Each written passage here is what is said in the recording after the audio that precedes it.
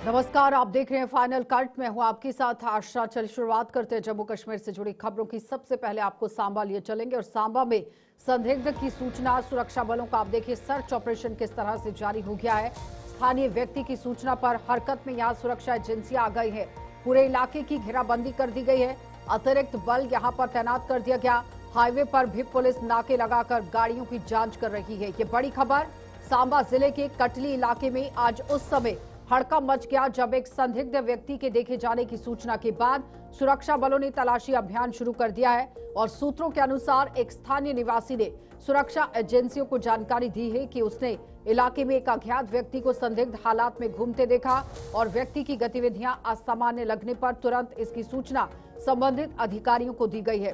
तो सूचना मिलते ही सुरक्षा बल हरकत में आ गए हैं और पूरे इलाके को घेराबंदी में लेकर तलाशी अभियान शुरू कर दिया गया। किसी भी संभावित खतरे को ध्यान में रखते हुए अतिरिक्त बलों को भी मौके पर तैनात किया गया है। इसके अलावा हाईवे पर भी पुलिस ने नाकेबंदी कर दी है, जहां से गुजरने वाली गाड़ियों की सख्ती से तलाशी की जा रही है। तो अधिकारियों ने बताया कि ऑपरेशन पूरा होने के बाद ही यहाँ जो स्थिति है उसको लेकर विस्तृत जानकारी साझा की जाएगी। वहीं स्थानीय लोगों से सतर्क रहने और सुरक्षा बलों के साथ पूरा सहयोग करने की अपील की गई है।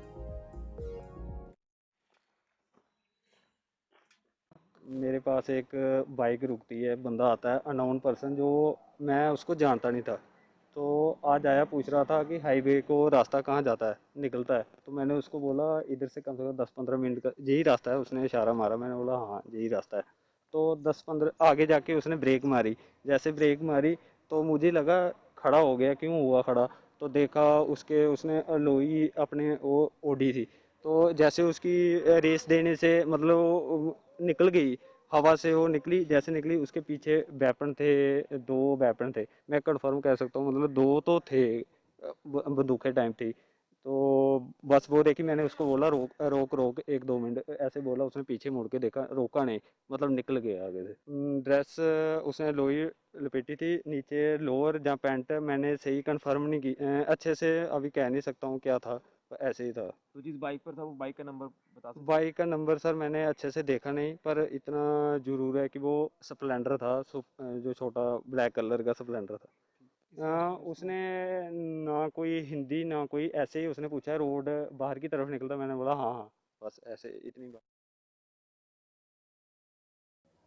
नेशनल मेडिकल कमीशन के ही यहाँ medical and assessment rating board द्वारा न्यूनतम मानकों का पालन न करने पर रियासी स्थित Shri Mata Vaishno Devi institute of medical excellence को दी गई अनुमति रद्द करने का मामला तूल पकड़ता जा रहा है। नेशनल मेडिकल कमीशन के इस फैसले से विफरी हुई नेशनल कॉन्फ्रेंस का गुस्सा 7वें आसमान पर जा पहुंचा है, जो भारतीय जनता पार्टी की लगातार शिक्षा के क्षेत्र में भी ओछी राजनीति करने का आरोप लगा रही है।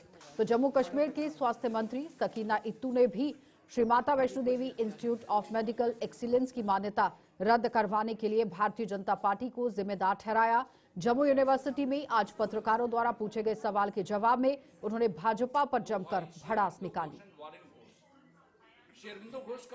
आपने एक चीज खत्म कर दी जो ऑलरेडी आपको मिला था, तो ये तो बदकिस्मती की बात है, नहीं होना चाहिए। बल्कि आपको इसको और मजबूत करना चाहिए ताकि जम्मू कश्मीर से आप और डॉक्टर्स जो है वो दे सके, जो लोगों का अच्छे से अच्छे इलाज कर सके। लेकिन आप पॉलिटिकल गेम के लिए ये सब चीजें अगर कर रहे हो मजहब को लेके, तो ये तो बिल्कुल गलत बात है। तो ये बिल्कुल आया है। और जहाँ तक उन बच्चों का सवाल है, मेंटली डिप्रेस है, इतनी देर से उनको टारगेट किया जा रहा है, उनके ऊपर निशाना बनाया जा रहा है उनको, जबकि वो कोई किसी की मेहरबानी से वहाँ उनको एडमिशन नहीं मिला था।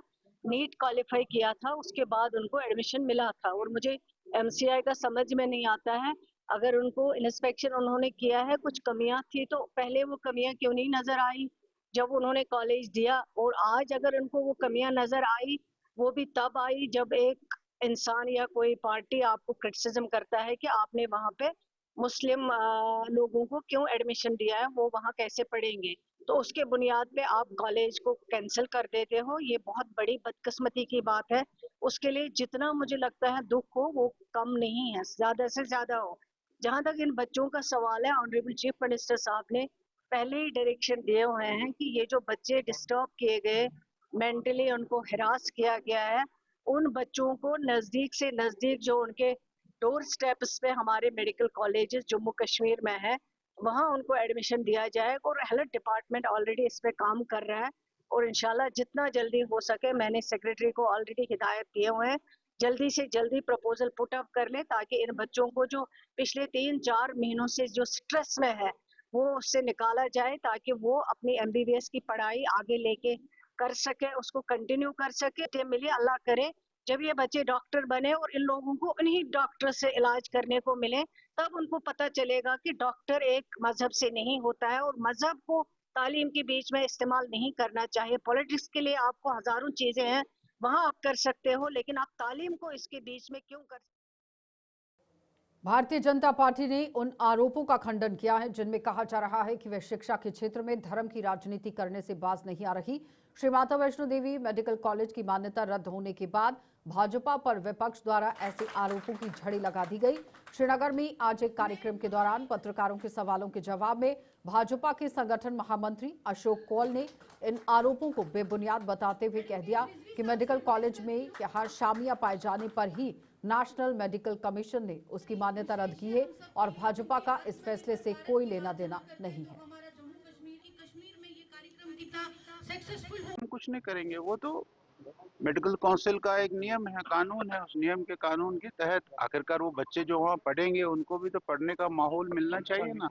वहाँ कमरे नहीं है, वहाँ डॉक्टर नहीं है, वहाँ पेशेंट नहीं है, वो सब चीज़ें उन्होंने देखी है, उन्होंने इंस्पेक्शन किया, उनके पास अनेक लोगों ने ऑब्जेक्शंस भेजी, उसके बाद उनकी स्पेशल टीम आई, उस स्पेशल टीम ने उस मेडिकल कॉलेज का निरीक्षण किया, इंस्पेक्शन किया।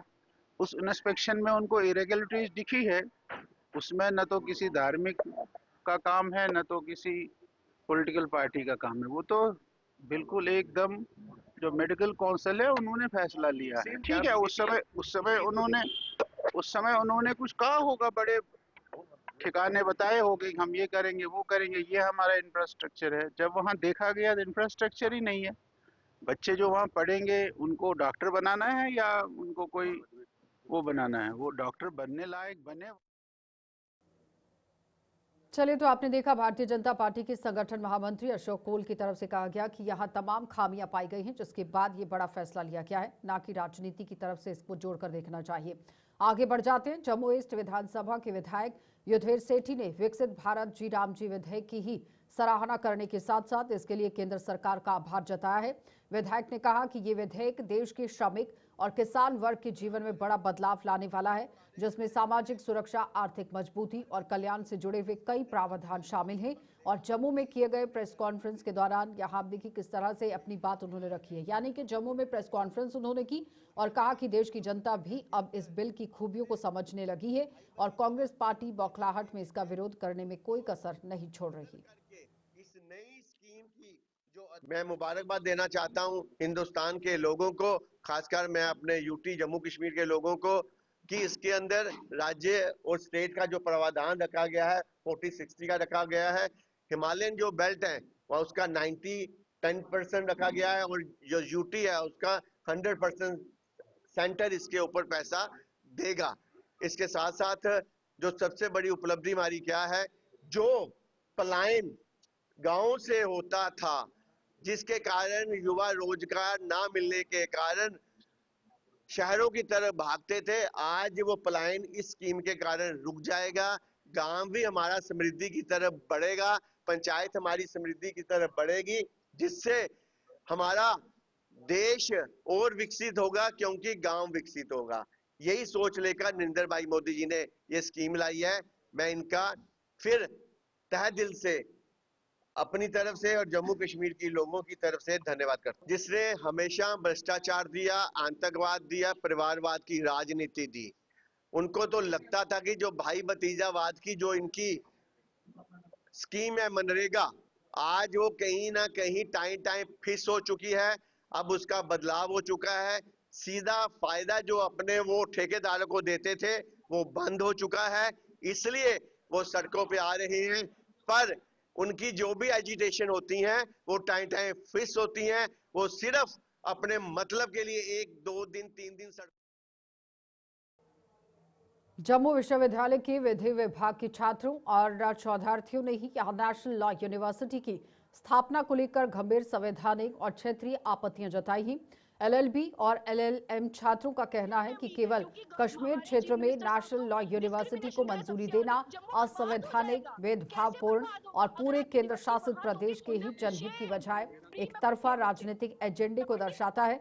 उन्होंने आरोप लगाया कि जम्मू क्षेत्र लंबे समय से उपेक्षा का शिकार है, जहां केवल 2 सरकारी सहायता प्राप्त विधि संस्थान हैं, जबकि कश्मीर में कई यहाँ विश्वविद्यालय विधि शिक्षा प्रदान कर रहे हैं। और छात्रों ने यह भी स्पष्ट किया कि नेशनल लॉ यूनिवर्सिटी अधिनियम के तहत चांसलर यानी कि हाई कोर्ट के जस्टिस, जो कि चीफ जस्टिस हैं, उन्हें निर्णय लेने का अधिकार है, न कि सरकार को। उन्होंने जम्मू में भी नेशनल लॉ यूनिवर्सिटी की स्थापना और केंद्रीय विश्वविद्यालय जम्मू में लॉ कोर्स शुरू करने की जोरदार मांग की। जैसे ये सरकार अभी दोबारा बनी है, इन्होंने कोशिश की इसमें कि किसी भी तरीके यहाँ पे एनएलयू आए। बहुत अच्छी बात है, एक्सेप्टेबल चीज है कि एनएलयू हमारी जैसी मतलब छोटी सी यूटी में आ रही है। बट जिस तरीके से इन्होंने कश्मीर डिवीजन में और जम्मू वालों के साथ धोखा करके वहां पे इन्होंने अनाउंस की, बड़ी शर्म की बात है कि जो हमारी वहां पे अपने एमएलएज हैं, जो है जितने भी हमारे यहाँ पे मतलब जीत के गए हुए हैं, किसी ने भी इस बात पे मतलब बिल्कुल गौर नहीं किया। और ये स्टूडेंट्स के साथ बहुत ही गलत एक डिसीजन है। बाकी इसमें कश्मीर में जैसे हम देखते हैं, ऐसे एक पोस्टर्स चलाए गए, नेशनल लॉ यूनिवर्सिटी इन कश्मीर। मतलब अगर जब तक पीछे से अभी तक अनाउंस ही नहीं हुआ है कि आपने कहाँ पे देनी है, आप पहले ही पोस्टर्स चला रहे हो कि ये कश्मीर में आएंगे। दूसरा, अगर हम बात ये करें कि इन्होंने वहां पे अपने छोटे छोटे वो लिखे हुए हैं और उसमें ये लिखते हैं, ideally it should be located on the peripheries of Srinagar और in central Kashmir where it can equally convenient for students from all regions. ये किस तरीके की कन्वीनियंस आप हमको देना चाहते हो, हर चीज श्रीनगर में लेके? अभी भी बात नेशनल लॉ यूनिवर्सिटी की हुई है, यूनिवर्सिटी फिर कहाँ जा रही है? कश्मीर। जम्मू फर्स्ट प्रेफरेंस किसी की भी नहीं है, किसी सरकार की फर्स्ट प्रेफरेंस जम्मू नहीं है। नेशनल यूनिवर्सिटी यहाँ खुलने से हमारे बच्चों को एक ऑल वेदर कनेक्टिविटी है, यहाँ पे 24/7 जम्मू में कोई वेदर का इशू नहीं है। बाकी स्टेट्स के साथ भी प्रॉपर कनेक्टिविटी है। बच्चे नेशनल इंटरेस्ट की बात करते हैं। हर कम्युनिटी, मल्टीकल्चरल सोसाइटी है हमारे जम्मू की, हिंदू, मुस्लिम, सिख, ईसाई हर कोई पढ़ रहा है यहाँ पे। बहुत मल्टीकल्चरल सोसाइटी। IIM यहाँ पे है, IIT यहाँ पे है, एम्स यहाँ पे है। सब खुशी खुशी पढ़ रहे हैं, लिख रहे हैं। पेरिफेरल एरिया से उठ के भी बच्चे यहाँ आते हैं। पंजाब से बच्चा भी जम्मू आके पढ़ सकता है, हिमाचल से भी जम्मू आके पढ़ सकता है, कश्मीर से आके भी यहाँ पढ़ सकता है। यहाँ पे ऑल इंडिया कनेक्टिविटी बहुत ईजी है। एक नेशनल लॉ यूनिवर्सिटी खुलने से ये नहीं होगा कि जम्मू में हमारे रिसर्च अच्छी होगी लॉ के रिलेटेड। और नेशनल लॉ यूनिवर्सिटी सिर्फ लॉ का फील्ड नहीं है, मल्टी डिसिप्लिनरी है। इसमें आपको पॉलिटिकल साइंस मिलेगा, सोशल साइंसेस मिलेगी, मैनेजमेंट मिलेगी, हर टाइप का आपको डिसिप्लिन यहाँ पे पढ़ाए जाएंगे। और उसके साथ साथ क्या होगा, रोजगार मिलेगा। चांसलर इसको होता है हमारा चीफ जस्टिस हाई कोर्ट के। फैसला किनका होना चाहिए? चीफ जस्टिस हाई कोर्ट का फैसला होना चाहिए। संज्ञान ले इसमें हमारे एलजी साहब। हमारे हितों की बात सिर्फ एलजी साहब कर सकते हैं, जम्मू के हित की बात। हमें अपने चीफ मिनिस्टर से कोई उम्मीद नहीं है कि वो हमारे हित की बात करेंगे, क्योंकि उनको जिताया कश्मीर नहीं है, तो उन्होंने तो हमारे साथ डिस्क्रिमिनेशन करनी है। वो उन्होंने प्रूफ कर दिया बडगाम। तो जम्मू में अवैध रूप से बसे हुए रोहिंग्या और बांग्लादेशियों को यहां से खदेड़ने की मुहिम में जुटी हुई शिवसेना यूबीटी की जम्मू कश्मीर इकाई पुलिस प्रशासन के साथ भी तालमेल बनाए हुए हैं। शिवसेना ने जम्मू रोहिंग्या और बांग्लादेशियों की अवैध कॉलोनियों और उनमें हो रहे काले कारोबार से पुलिस प्रशासन को ज्ञापन के माध्यम से अवगत करवा दिया है। इकाई के प्रदेश अध्यक्ष मनीष साहनी ने एक प्रेस कॉन्फ्रेंस के दौरान जानकारी देते हुए बताया कि इन लोगों को अब किसी भी सूरत में बख्शा नहीं जाएगा। रोहिंग्या और बांग्लादेशी जब तक जम्मू से भाग खड़े नहीं होते, तब तक पुलिस प्रशासन के सहयोग से शिवसेना यूबीटी चैन से नहीं बैठेगी। एसएसपी जम्मू खिंडी के आगे राजीव नगर के पास एक जो है रोहिंग्या नाम की पूरी कॉलोनी बसी हुई है। पूरी कॉलोनी बसी हुई है। उस कॉलोनी के अंदर ना केवल अवैध रूप से रोहिंग्या और बांग्लादेशी रह रहे हैं, बल्कि वहां पर जो है अवैध रूप से खोखों यानी टेम्परेरी दुकानें, लगभग 100 से ऊपर जो है दुकानों का निर्माण भी वहां पर जो है कर लिया गया है। ये भी जानकारी है कि वहां कई अवैध इलीगल जैसे ड्रग्स, नशा तस्करी जैसे जो है धंधों को भी अंजाम दिया जा रहा है। इसी तरह एक और जानकारी जनता की तरफ से मिली थी कि जम्मू रेलवे स्टेशन के करीब मराठा कॉलोनी से सटी एक कॉलोनी है, वहां पर भी जो है अवैध रूप से बहुत सारे रोहिंग्या बांग्लादेशी डेरा डाले हुए हैं। वहां भी उनकी झुग्गियां हैं, झोंपड़ियां हैं, और वहां पर भी जो है इसी तरह की अवैध जो है वो धंधों का काम जो है वो जोर शोर से बिना किसी बेरोक टोक जारी है। कि जो है म्युनिसिपल कमिश्नर को, एसएसपी जम्मू को और जिला मजिस्ट्रेट को जो है एक मेमोरेंडम के माध्यम से इसकी जानकारियां दी है।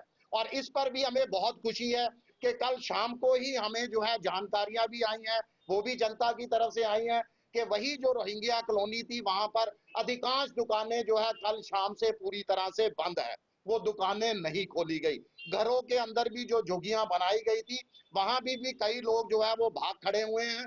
एक बार फिर आप लोगों के माध्यम से शिवसेना की तरफ से इन रोहिंग्या को, अवैध बांग्लादेशियों को खुली चेतावनी है कि अगर प्रशासन के भी हाथ इनके तक नहीं पहुंचे तो हमारे हाथ इनके गिरबान पर जरूर पहुंचेंगे।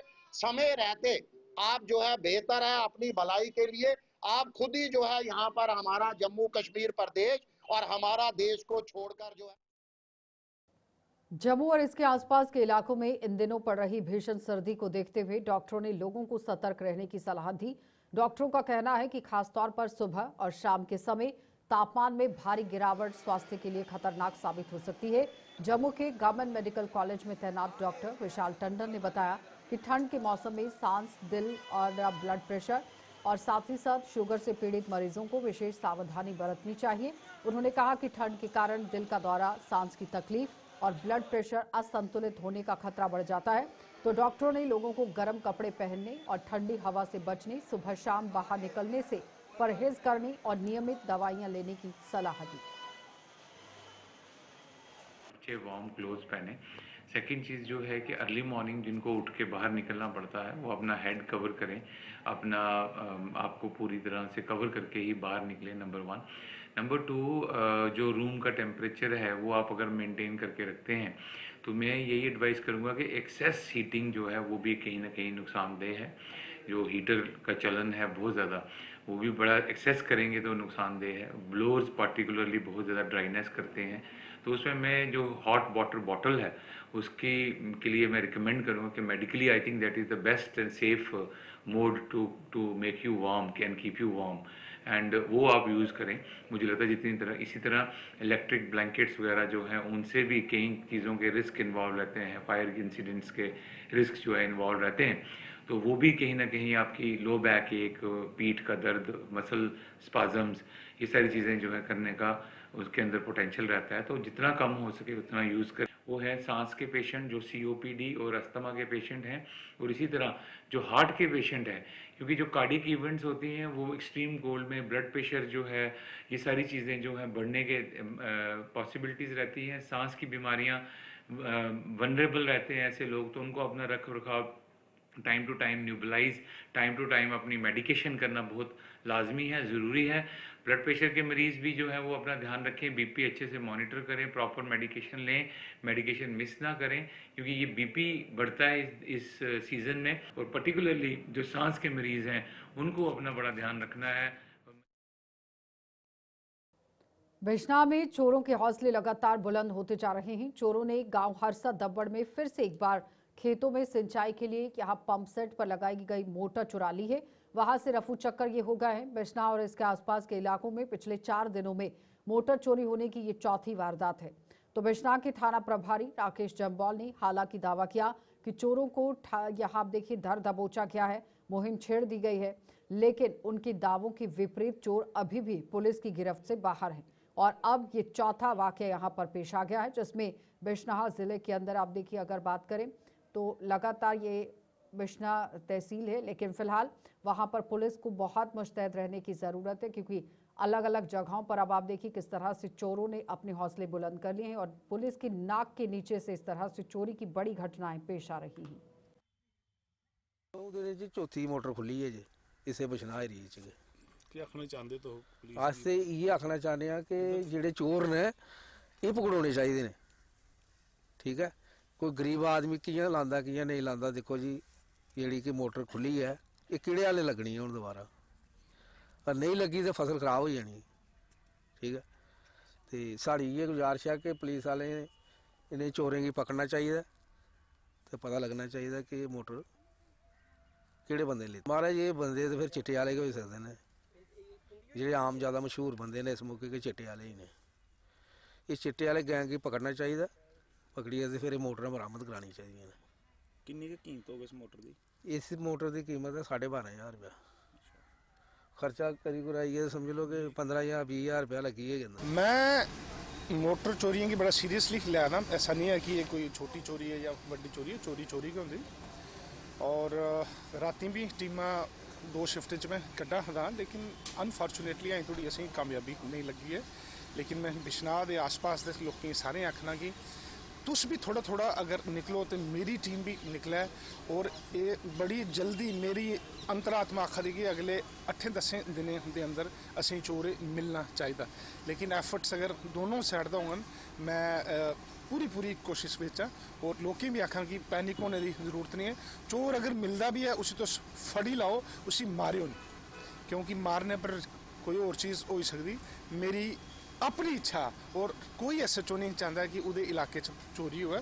और वाकई मोटर चोरी होना एक मेरे ताईं भी एक मतलब शर्मिंदगी भी मैं आपू इ'यां पर्सनल फील कराना कि it is embarrassing for me. चलिए बुलेटिन में इतना ही, इजाजत दीजिए, नमस्कार।